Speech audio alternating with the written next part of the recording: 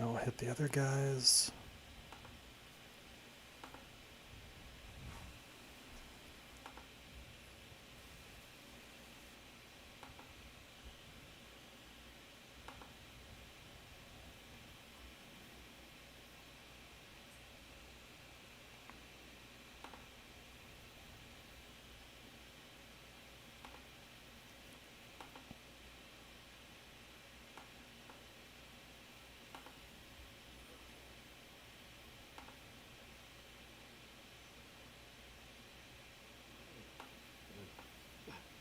Good.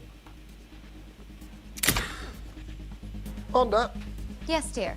are you using your powers to turn on the light? You couldn't have done that earlier. I hate you. I like this. Dormammu, I've come to bargain. I have an army. We have a Hulk. I am a god, you dull creature, and I will not be bullied by that.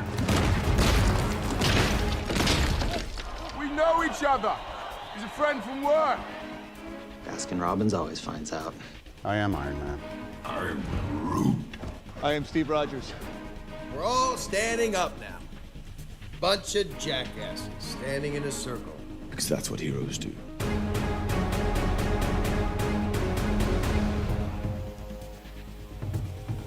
Hello and welcome to Maximum Marvel Drive, Who Watches podcast about the MCU and all of the Marvel Disney Plus shows. I'm Travis Fishburne. I'm Alex Brunel. I'm Dustin Meadows. And this week we are going to be covering WandaVision Episode 8, Previously On.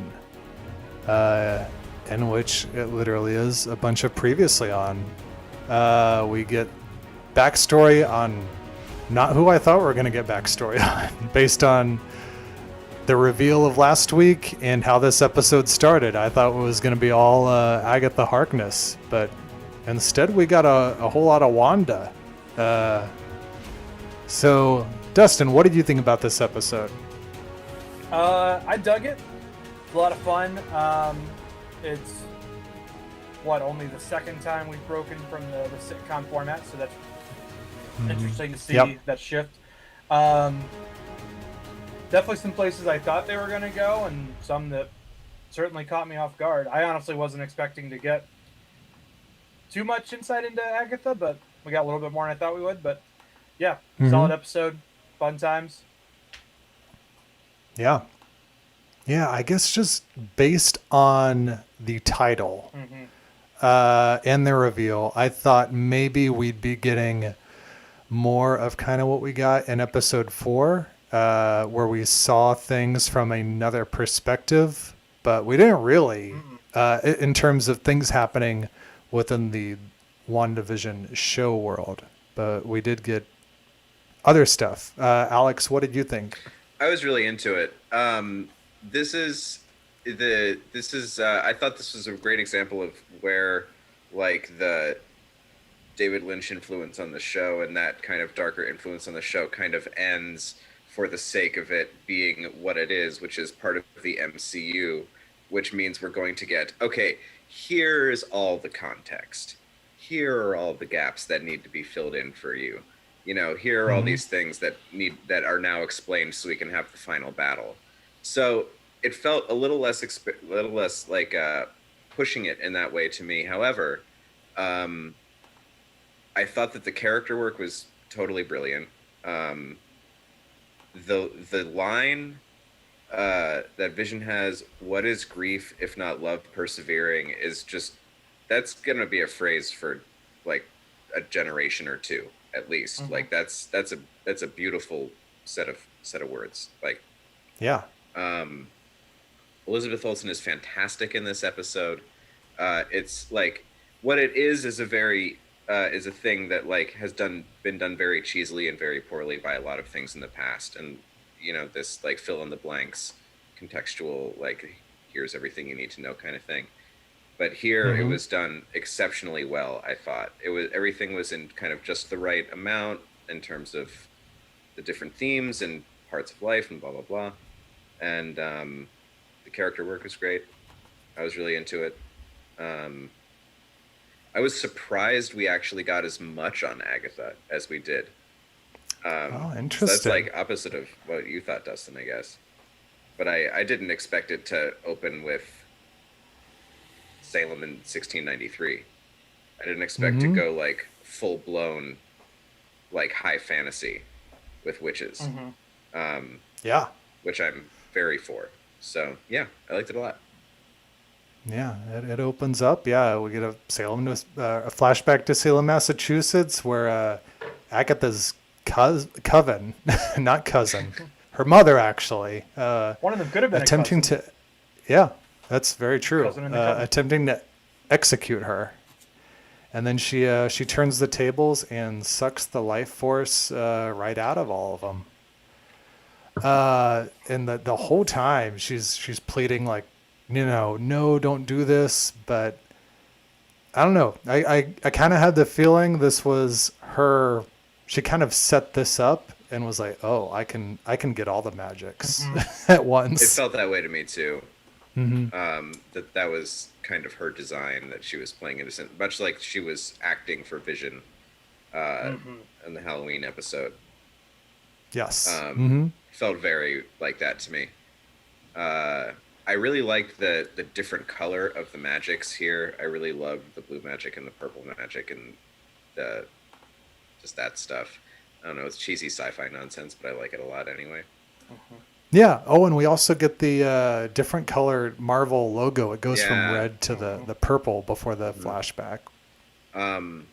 Also, some digital de-aging of Catherine Hahn in this scene. Yeah. Done very well. Like, some really good de-aging.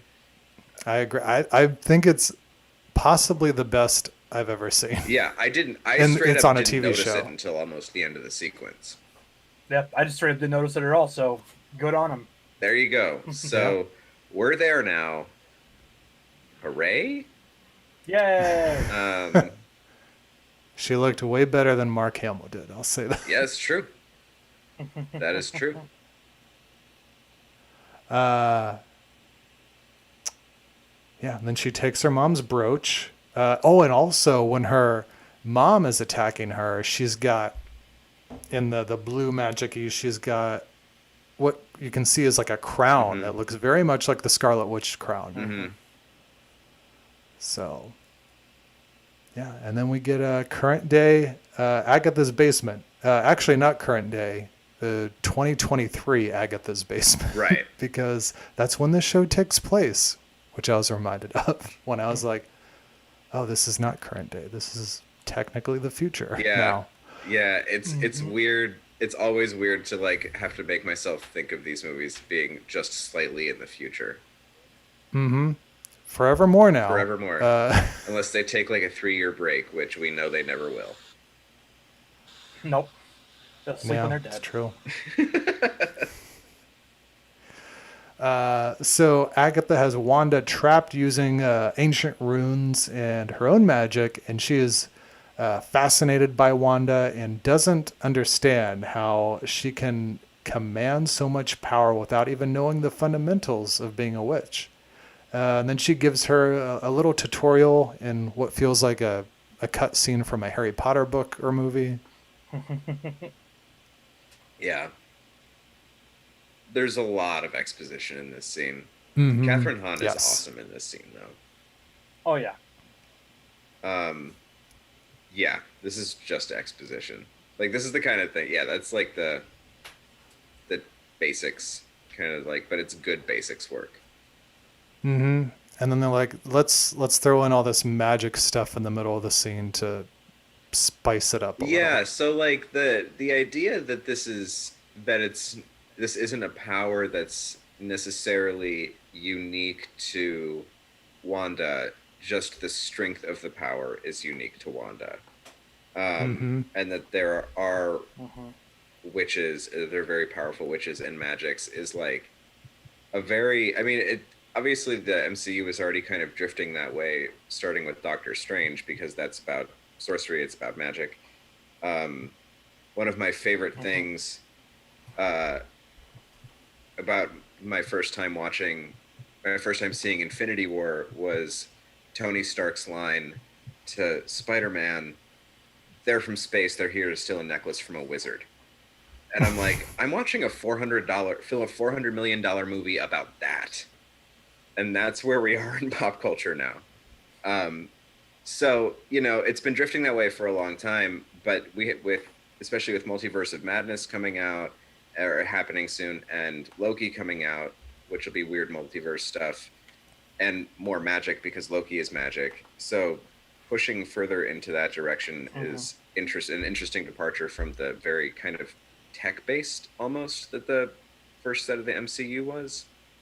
Yeah, in Phase 1, they explain away the magic and they retcon it by saying, what you call magic is just like, or call science, we call magic, and vice versa. And it's like, oh, okay. Right. So it's like they're all Latin scientists, the witches. Like, anyway. So that's very interesting to me, and I'll be interested to see where it goes, because it's not really what I expected out of the MCU, is to be a dominating theme. No. Yeah, not at all, but we're going further into it. So yeah, Agatha was brought to Westview. She was not the architect or somebody who helped set this up, we find out. She came here because she felt what was going on, and she had to investigate. And she tried to bring Wanda out of it. She tried to, wake her up a few times, but she could not. She even used fake Pietro, as she calls him. And necromancy was a non-starter, as her real brother was on another continent and full of holes. Might have been my favorite line in the whole episode. It was a good line. And then she calls her out on the accent, saying that it really comes and goes, doesn't it? Which was the very meta part of the episode. Yeah. Yep. I had some thoughts here. I'll try to get them back. I don't know. You guys? I don't know. Agatha's basement is interesting because what is there? Is that a construct that Agatha put there, or is that a real basement? Is it like, what is that? Because it's definitely not something Wanda did, and I doubt it would be something that was naturally in that town right next door to the plot of land Vision had made before. Yeah, I wonder if it's a physical part of Westview as opposed to maybe it's a, once you're past the door, you're not actually in Westview anymore. You're just in Agatha's house. And that's its own, wherever that door leads to, that's where Agatha's house is. And then yeah, that's true. Yeah, or if it was there, like there was the Screen Crush video that I watched. They were kind of theorizing that basement layer had been in Westview, so there's still more there that we don't know. That never occurred to me. That doesn't really make sense to me. But yeah, it's a possibility. That'd be weird. I don't know. It's an interesting basement though. More hexagons. All the runes that were like Agatha's runes she had up in the ceiling were all surrounded in hexagons. Yeah. I'm just glad we got more of the set, because it's a great set. It is a great set. We didn't get more on the book in this episode. No. I think we can roll out the Necronomicon. Although I knew that last episode. Yeah. So that's not how they're going to bring Ash into the universe. Nope. So then Agatha takes one of Wanda's hairs, and it becomes a very Ghost of Christmas pasty, where she takes her through her own history, going back to Sokovia, 1999, where Wanda's father comes home from selling American television DVDs all day. And then they watch an episode of the Dick Van Dyke Show. And while they're watching, suddenly a Stark Industries missile takes out her parents. And Wanda and Pietro just stare at it for 2 straight days. I like that they sort of played into the trope / stereotype of like war ravaged third world countries being like behind in pop culture, but not technology. No, Right. not at all. Because they were DVDs instead of VHSs, which is what I was expecting, or even Betamaxes. I mean, DVDs in 1999. Fairly new. I 3 years. I did not have a DVD player in '99, so. Nor Yeah, did I did. Also- but I actually, now I'm wondering when TV on DVD actually became a thing, because that was not an immediate DVD Oh, no. format thing. No. I'll tell you another thing too Yeah. is Malcolm in the Middle didn't premiere until 2000, but for whatever reason, there's a Malcolm in the Middle DVD in there That's from the interesting. future. Yep. So that was 1999? You sure Yeah, about that? because Wanda's born in '89. They already give the rundown of this that she was born in '89 and her parents were killed when they were 10 years old. So Yes. Okay, so that's a little that's interesting. Maybe Yeah. that's just anachronistic. Maybe that's just like forgivable TV show. Yeah, mistake I think it was nonsense. probably them trying to shoehorn. These are the things we referenced without really taking Right. into account. Right. Because yeah, the TV they on couldn't have DVD, just been watching Nick at Night. yeah, the Right. TV on DVD thing tracks too. Because like maybe there was some at that point, but it seems where it's like, hey, we got the whole Dick Van Dyke show licensed 3 years after this technology sprang up. Yeah, like now I'm sorry. Now I actually have to look up when the Dick Van Dyke Show came out on DVD.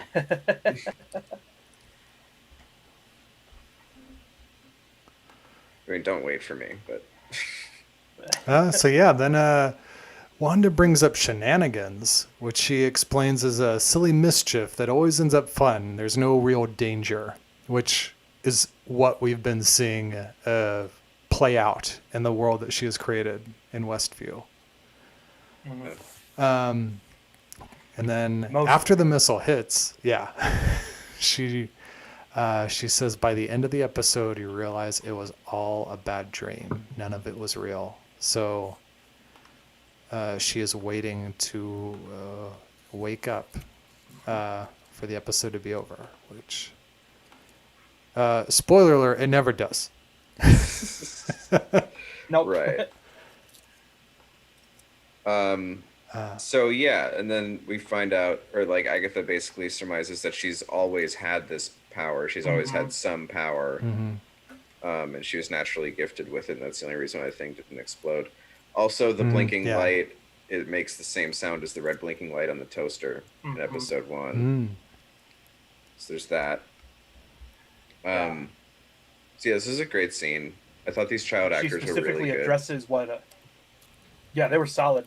When Agatha she refers to what Wanda did as a probability hex, which is very much directly tied to her powers and is the most explanation we've gotten to any of her actual powers beyond just she's super powerful and she could do red wiggly woos. True, that is true.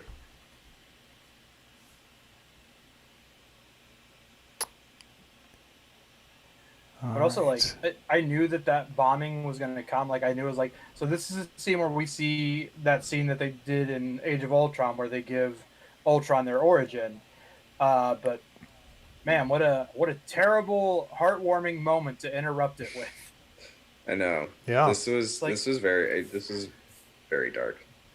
Yeah. Also, this is like starting. I'm trying to like piece this together in my mind right now. But when you brought up the toaster and the missile, the red light blinking, I'm like, oh, we've been theorizing, maybe rightfully so, that all the commercials, since there are 6 of them, indicate Infinity Stones. But do they also indicate specifically chronologically moments in Wanda's life in terms of like terrible traumatic things? Because the first one lining up with this That was a missile, theory that I saw, so I think it definitely does tie to that. yeah, because like the next thing is the Hydra Watch, and that's where we're going to next is the Hydra Headquarters. Followed by, that would be the what was the commercial where the escape Yeah. was like the bath bombs or soap or something like that's that. it. Oh, right. And then would come the paper towels, which is Lagos. Lagos. Yeah. Which is- And then after that comes Yo Magic, that's what Agatha has been Snacking doing on to your her. magic. So maybe the 6th commercial, the Nexus one is, a prediction for the future. Maybe the next episode or Doctor Strange. Yeah. Yeah. Very well could So be. I wish I had, I could have put that together before right here on the air, but No, I like that. Yeah. That makes sense to me. The escape one, I'm having trouble tying that to anything, but like obviously Lagos, because we get that scene right after what happened where she's trying to teach Vision about sitcoms and also grieve and everything. Or no, it's right after her brother gets killed. That's what it was. Mm-hmm. So Yeah. Yeah, so then they walk through a door and see Wanda in a Hydra compound in 2013 where they experiment with putting her in contact with Loki's scepter. And the stone comes free and breaks apart in front of Wanda, revealing the yellow Mind Stone within, as well as a vision of the Scarlet Witch before knocking her unconscious.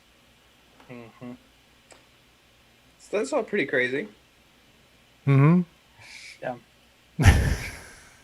Yeah. I will say I'm genuinely surprised that we didn't get an Aaron Taylor Johnson cameo for that scene.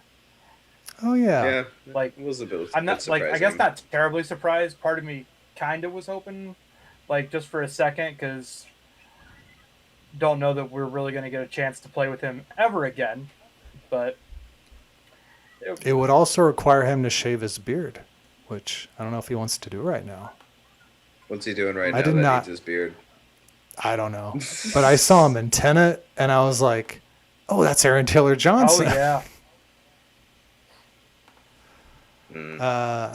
So then Wanda sits in a cell watching an episode of Brady Bunch while the Hydra scientists keep replaying the footage from the experiment to determine what happened, but the footage, it seems to be edited and cuts out the experience of the Mind Stone. So this seems to be something that she subconsciously does or just happens where footage gets cut, because it's very similar to what goes on in the television those weird show. Right. clips.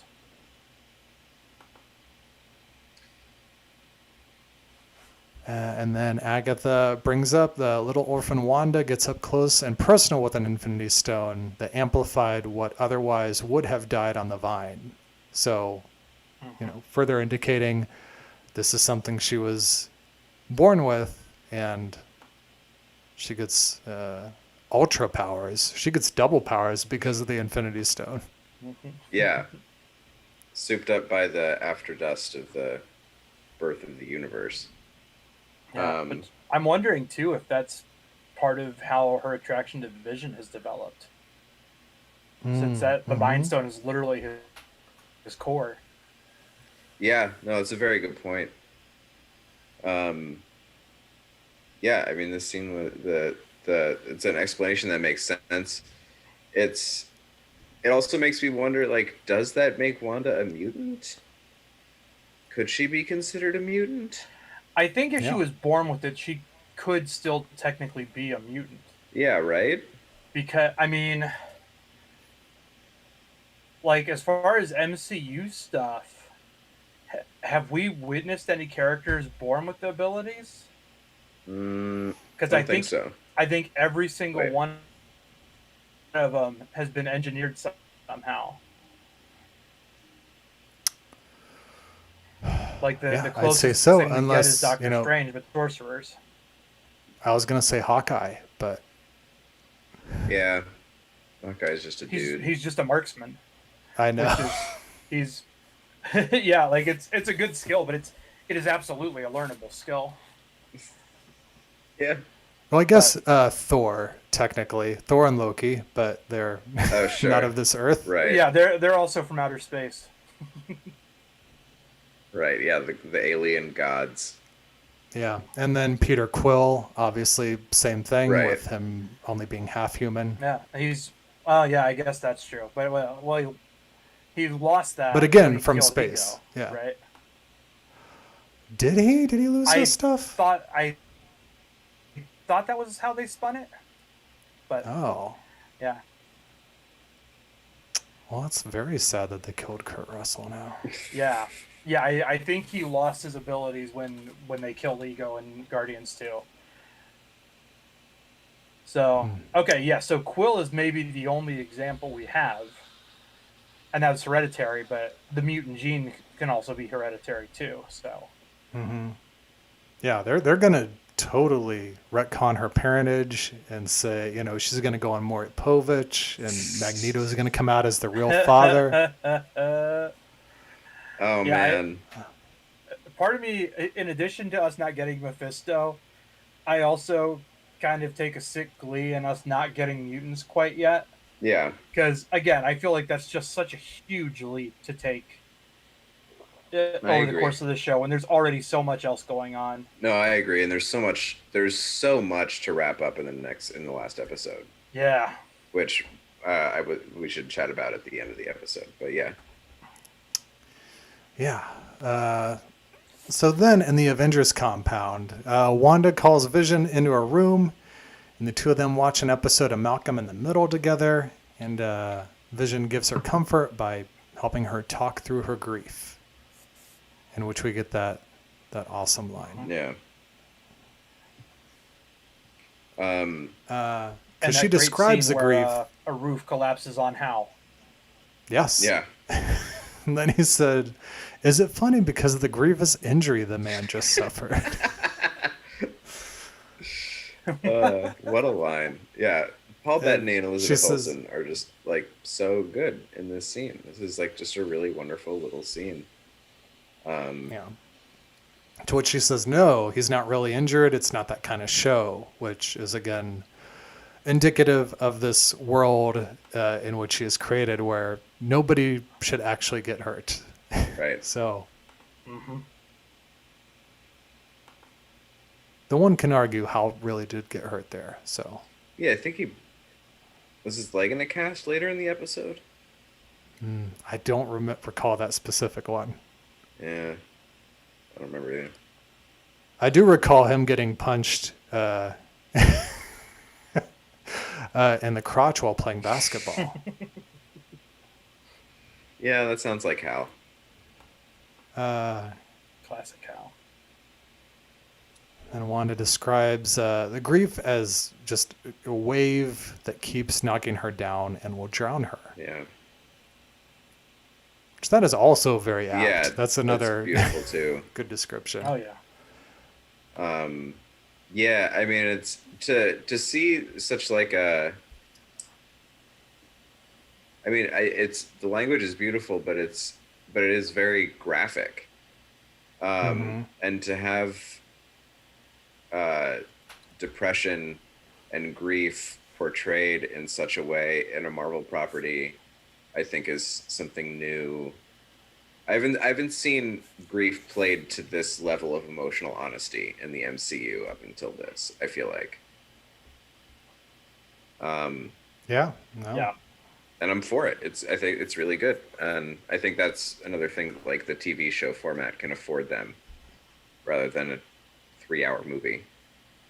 Sure. Yeah, and I'm glad they're acknowledging that Yeah, too, because we've occasionally in fiction you'll find these characters that all this terrible stuff like continues to happen to, and it's just like, oh, it's just another part of the story, but it's like, no, that would take such a toll on a person. Yeah. And so I'm glad that they are addressing that, like you said, in a somewhat authentic way here. Yeah.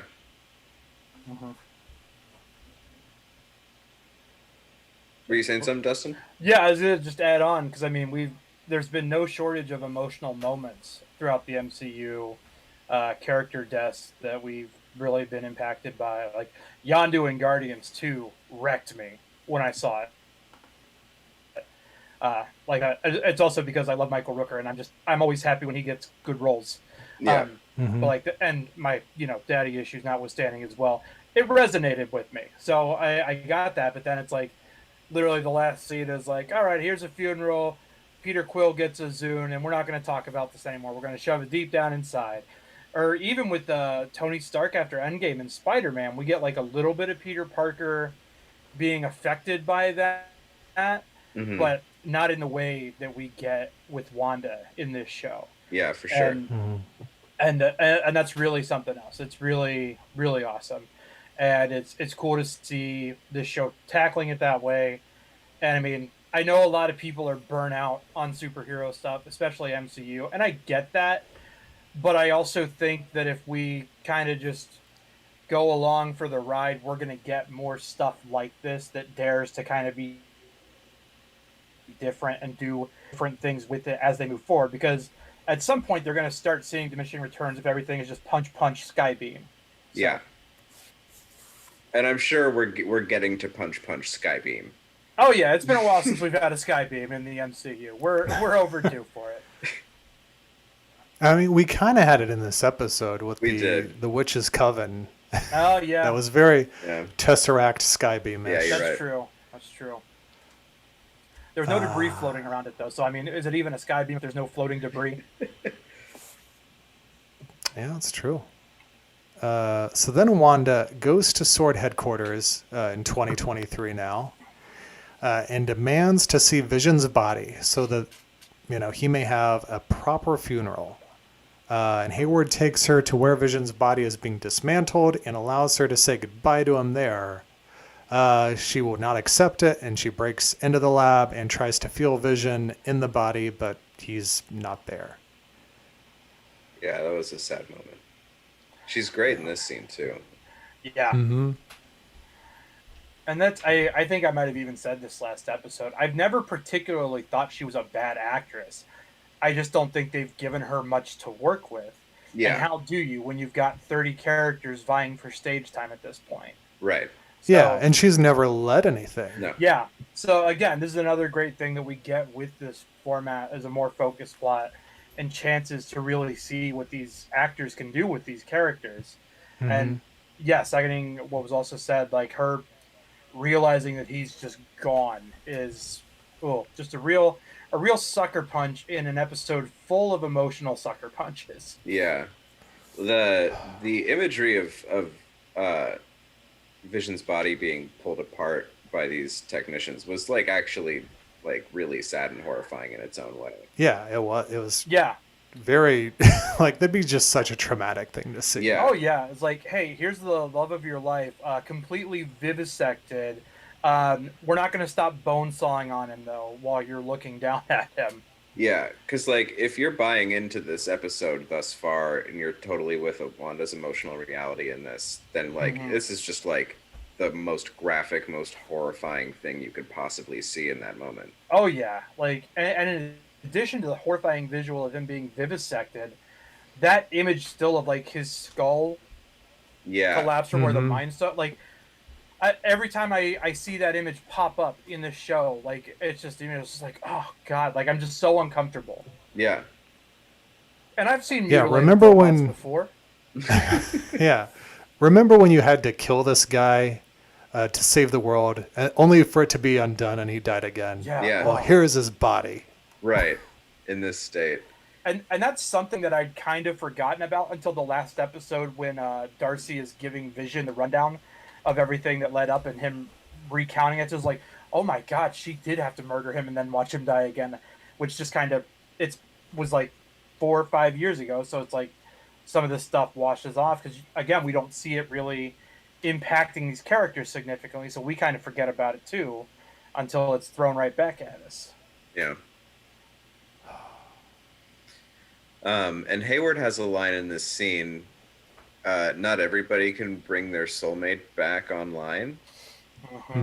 Which is like, why does he have any clue of like how powerful Wanda actually is? So Mephisto, I guess? So one of the theories that I've been seeing flying around is that he's Ultron somehow. Which oh yeah, I like that theory.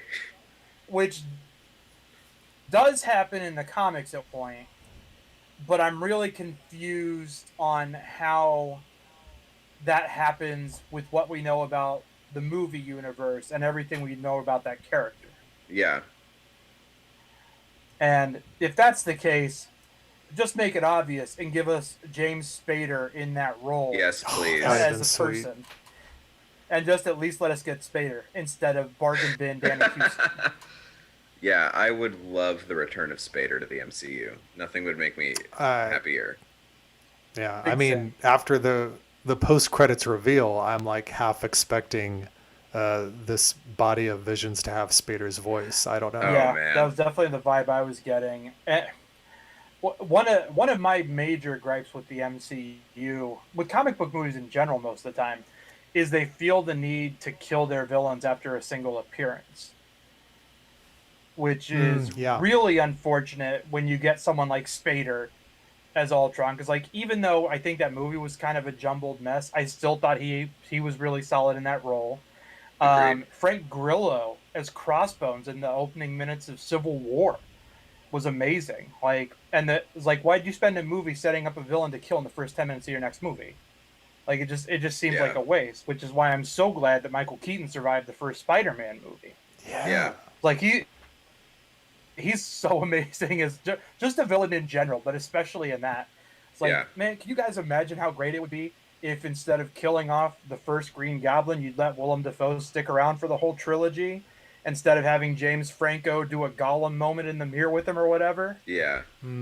That's right. Oh man, that moment in Spider-Man, that's the best reveal in the whole MCU. It was such a moment. Yeah, I don't know how Dafoe's not in the MCU yet at this point. Like, he was in Aquaman, for God's sake. We can't tap him to be another villain.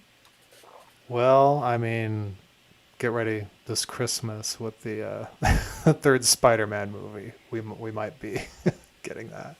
Oh yeah, that's true, because they're Spider-Man Home Slice. That, apparently. Spider-Man.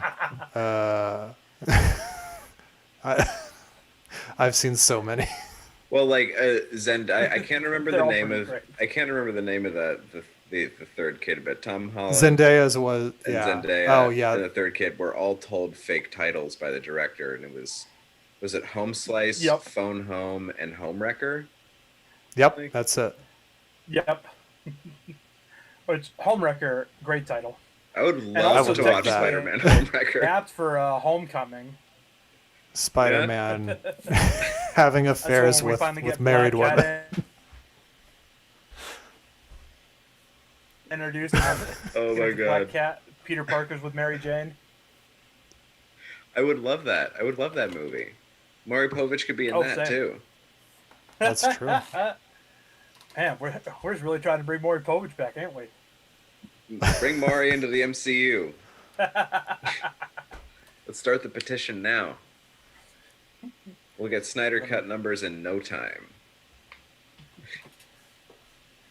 Forget that. Let's just get the Maury cinematic universe. What a depressing cinematic universe. Right? Anywho. So Hayward, like you said, they're setting this thing up. He believes that Wanda's there for a different reason, and he obviously lets her get close. He's like, oh no, let her do it, because he's, spoiler, he's trying to bring Vision back online. So he's like, let her do whatever she can. And he says they're dismantling the most sophisticated sentient weapon ever made. And he can't let her leave because I can't just allow you to take $3 billion worth of vibranium just to put it in the ground. Which, when he said that, I'm like, oh, that's a lot of money. That's almost a Lucasfilm.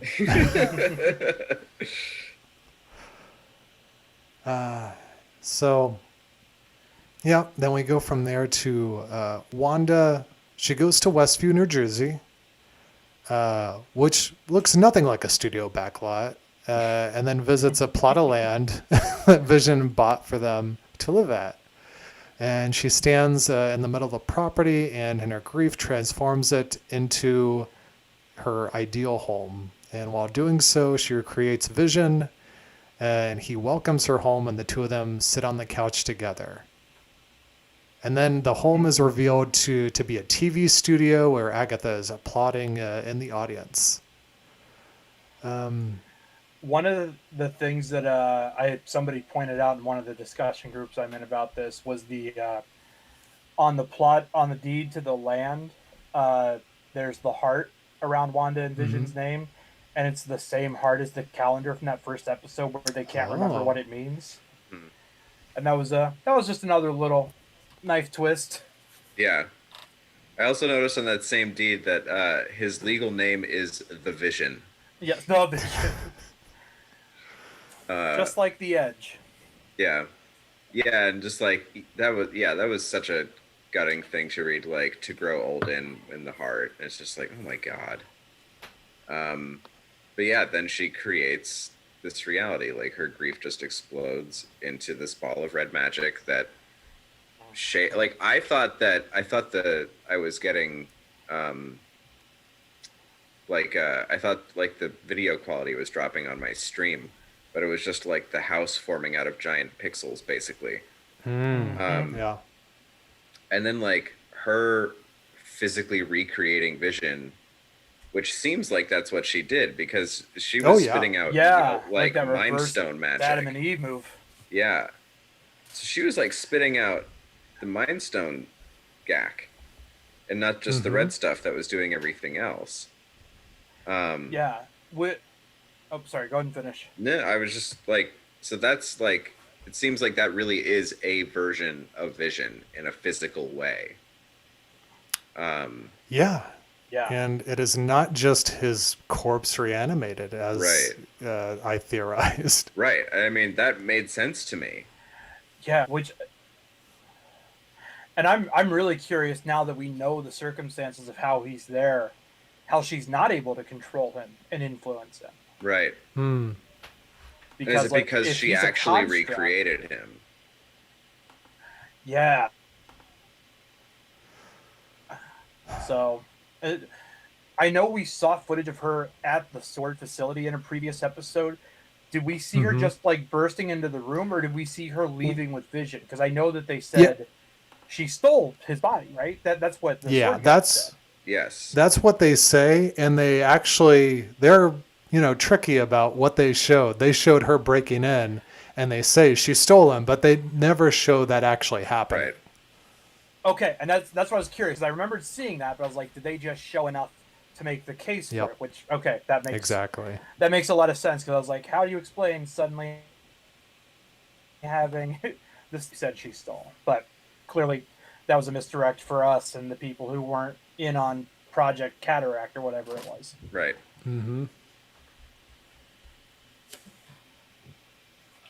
And also like the reveal of it being the TV studio. I really like that. Yeah. But also that seems to be more maybe Agatha than Wanda, because it reveals it's like the fake aspect of it. Right. Well, it's behind the fourth behind wall. The camera. Yes, exactly. Yep. And it's interesting because apparently they did shoot the first handful of episodes, at least segments of them, in front of a live studio audience. That was like the actual studio. Yeah, it would have been that. Where that happened, which is something I didn't expect to be acknowledged in that way on the show, and that was just kind of cool to see. Yeah. But yeah, and then Agatha. Yeah, Agatha in this scene is great.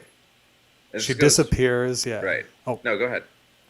Yeah, she disappears, and then we hear the twins calling for their mother, and then Wanda runs out the door, and she's right outside of her house into the street where Agatha has the twins tied up, and she tells Wanda that she's dangerous, capable of spontaneous creation, and that this is all chaos magic, which makes her the Scarlet Witch. Yeah, I didn't expect her to get named. Finally. That was a pretty cool moment. Yeah, right. So that was a pretty great moment. Agatha in full witch regalia, like her like classic witch costume with the brooch and like the heavy witch makeup, and like she's doing it. It was awesome. Yeah, I saw somebody post a screen cap of her in the street floating in that costume with the kids tied up, and it said, "Oh man, the level of Disney Channel original movie vibes going on here." For sure. Absolutely. Yeah. Stepmom's a witch. Or some similarly named show. Yeah. The thing that I really like too with having Catherine Hahn in this role is it's a great example of taking a character that you normally would never envision in an imposing role like this, making it work, as opposed to say someone like David Thewlis in Wonder Woman, where it just looks silly. Where you're just like, hey, Yeah. what if Professor from Harry Potter was a big bad? Oh yes, this fey British man with a pencil mustache is very frightening He is very frightening in season 3 of Fargo. to me. Yeah, but I understand It's what true. you mean, though.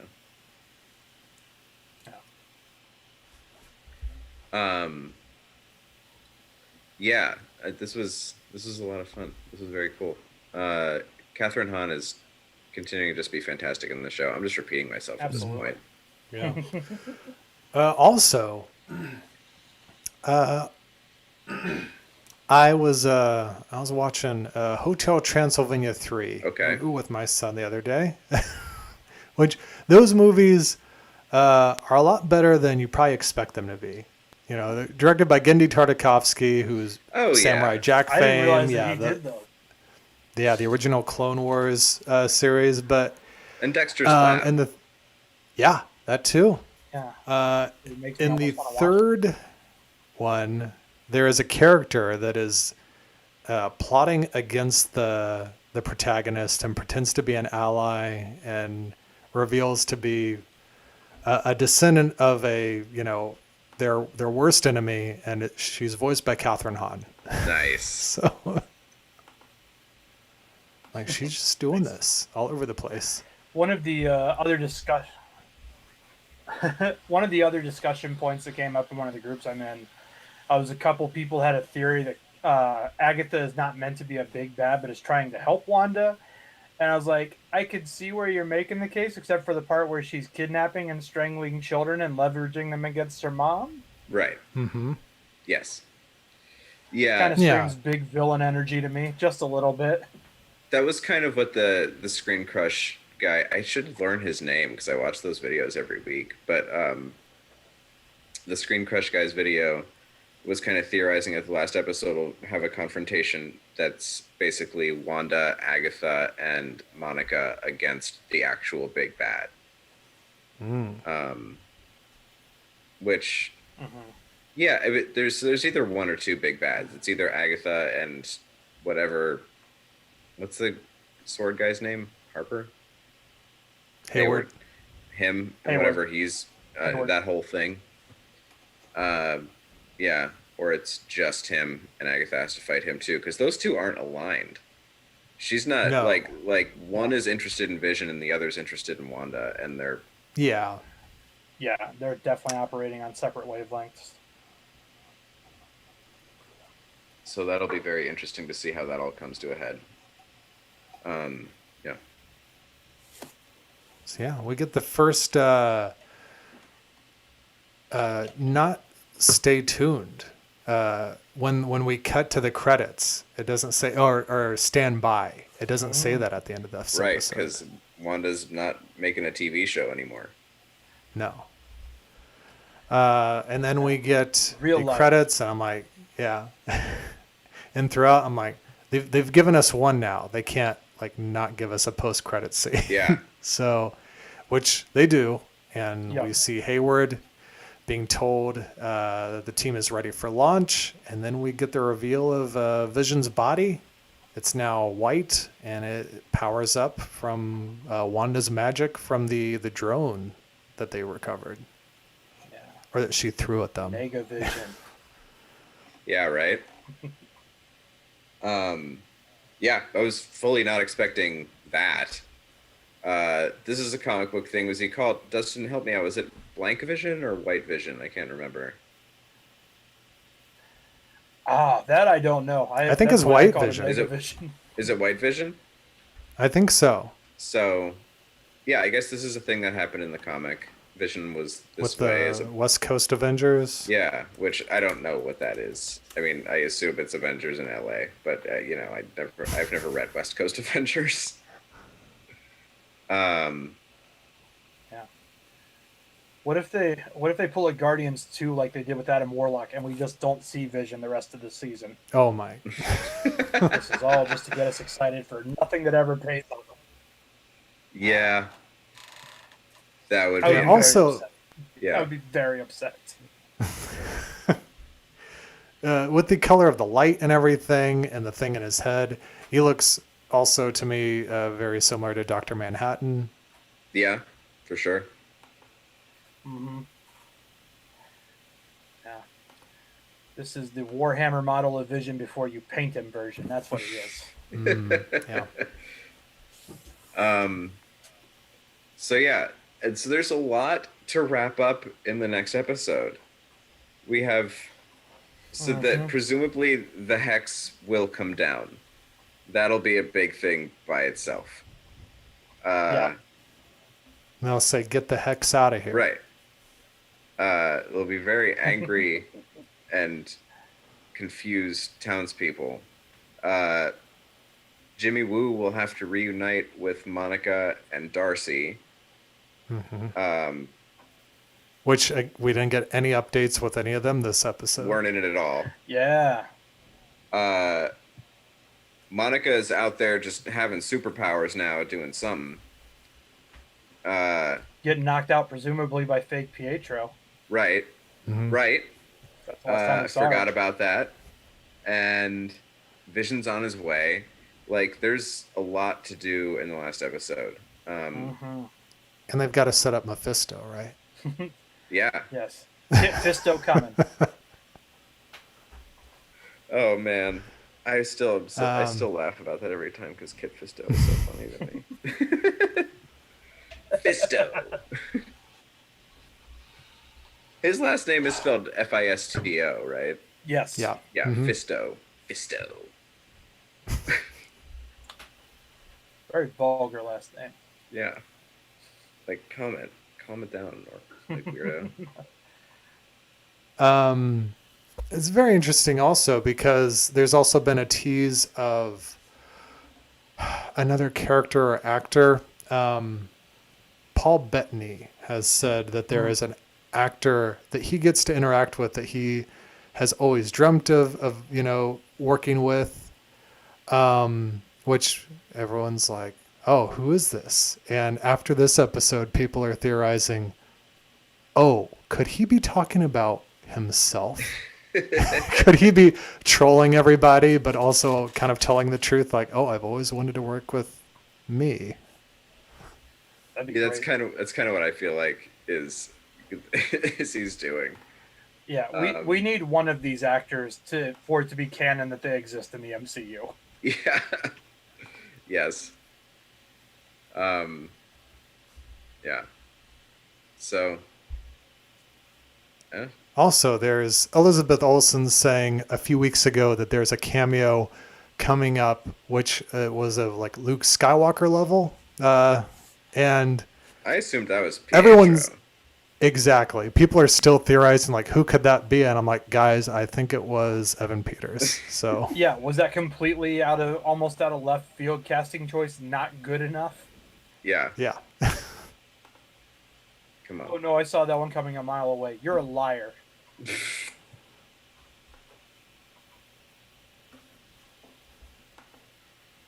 So Yeah. So going into Yeah, next man. week or this upcoming Friday, I guess. yeah, that is this week's episode coming up, which Alex may or may not be with us for. Yeah, remains to be seen. It's possible, but not hugely likely at this point. I'm supposed to be working that day, I believe. So, won't make it likely that I'll be able to get on the podcast at 8. Perhaps I'm Do it from the set. pretty. that would not Yeah. be very easy. That would be. Yeah, camera That'd off be and bad. podcast at the same But time. if I'm driving, I could potentially call in and be just like a voice while I'm driving. But that could be a thing. I'll let you guys know. Perfect. Okay. First time caller, long time listener. Yeah, that kind of scenario. Yeah, and Ryan will be back with us next week, and so we'll be wrapping up WandaVision, and then there'll be a week off, and we will be coming back with Falcon and Winter Soldier, which I've got a graphic for, but I didn't load it up, so just imagine that, everybody. Yeah, imagine those two characters. Oh, there's more than that. I've got, yeah. Which they might do in the show. Let's do in the it. trailer. You've seen the trailer where they're like touching knees and facing each other. Yeah, that does happen. Oh in the yeah, trailer. there's so many Winter Soldier fans mad that they didn't get their fanfic made real. Yeah, right. I mean, also, Alex, I know you've stated you're not really looking forward to this, but kind of based on WandaVision and like what we've been able to see from Paul Bettany and Elizabeth Olsen and the way that they've added way more depth to the characters, do you feel like I feel like with all of these Disney Plus series they've announced, I've never been that interested in Rhodey and War Machine, but I feel like with them really giving the characters more opportunity to shine and the actors as well, that I feel like a lot of these series could be more compelling in reality than they are in theory. No, I think that's totally true. I actually have been reconsidering watching Falcon and Winter Soldier. In fact, I think now I probably will, and it's just because like it for a lot of those reasons. Yes, that's totally true. Like I'll allow them to take a shot at like getting me to care about these characters, because I didn't really care about Wanda and Vision before this show because they weren't really done justice in the movies, just because like we said, so many characters. They're only introduced in the ensemble movies. They're only in those movies. It's a tough thing to do. So like I'm totally into these characters and way more invested in them. And so, yeah, I'm willing to give that a shot with Falcon and Winter Soldier and probably War Machine down the line. Even though I'm probably not as interested in those storylines. I don't expect War Machine to be about magic and, dealing with loss and pain and, like these, I expect that to be like, let's find a countryside that we can blow up the most today kind of a show. But maybe I'll be wrong, Yeah. But I mean, they do have things to work with him as far as like rehabilitation with the fact that he can't use his legs right now properly. So they've got stuff to work with. That's totally true. But I also think for me, mostly it's like, because like I said, I like kind of background rewatched Infinity War and Endgame a couple weeks back, and I think I'm just going to want the continuing dose of like that kind of programming, and I'll just continue to watch it because like, heck it, why not? Yeah. And then Loki will be coming in June now. June 11th is when Loki will debut, which is a little further out than we were expecting, but still something to look forward to. That is the one that I think from the get-go when they announced, everybody was fully on board. Yeah. Because that's the character, like everybody knows that actor and character well enough to be like, we want more of him. Yeah. So I'm very excited for the Loki show. And did that get pushed because Bad Batch is coming out in May? Same. It's not clear. It could be because Bad Batch is coming out in May, but I mean, Bad Batch theoretically would also be going through that as well. Okay. Right. Because I'm expecting at least 12 episodes of that, so Right. I'll take it into July. Yeah, that makes sense. I think it might have more to do with them actually sticking to the Black Widow release in May. But I don't know. Oh, that makes sense. Forgot about that. So, yeah, some stuff to look forward We're to. not doing a Bad Batch show, are we? I Can't remember. As of right now, no. Okay, we'll see. I'll watch it and see if it's any good, but might not be any good. Yeah, I'm definitely going to be watching the whole show, but it's hard to tell right now whether it's like the quality is going to be worth discussing on a week-to-week basis. Yeah. So we'll see. Yeah. Okay. Filoni's name is attached, but they also slapped his name onto Resistance when he did little more than say, "Yeah, I'll talk in front of a camera for the promos for when you guys launch this," and that's about it. Yeah. Sure. So I have the same feeling that's what's going on here. But yeah, I mean, I hope it's great. But until then, we can just look forward to the end of WandaVision. And until then, Alex, where can people find more of your work? Twitter and Instagram at Alex Brunel. Awesome. And Dustin, how about you? DustinMeadowsComedy.com, at Dustin Meadows on Twitter and Instagram, and streaming Tuesdays and Fridays 8 p.m. Eastern on twitch.tv/Dustin Meadows. Cool. You can find the show at Who Watches Podcast on Twitter, on Instagram. We need to post more there. And on Facebook, YouTube, and Twitch, where we stream every single week. And if you're not into watching us and you want to hear the show, we are on every podcatcher that you can find. And please subscribe, leave reviews, leave feedback. It is all very much appreciated. And so, I guess until next time, piss off, you ghosts.